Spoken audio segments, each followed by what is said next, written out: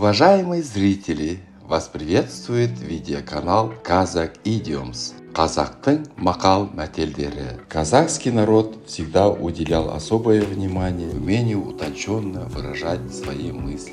Видеоканал Kazakh Idioms приглашает вас на просмотр видеороликов о поговорках и пословицах, которые веками использовались в разговорной и бытовой речи казахов.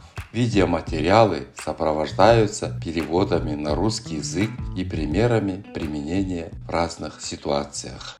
Представляем вашему вниманию следующую казахскую поговорку. Әй дейтін әже жоқ, қой дейтін қожа жоқ. Дословный перевод на русском звучит так. Нет бабушки, которая бы сказала «эй», и нет хозяина, который бы сказал «стоп».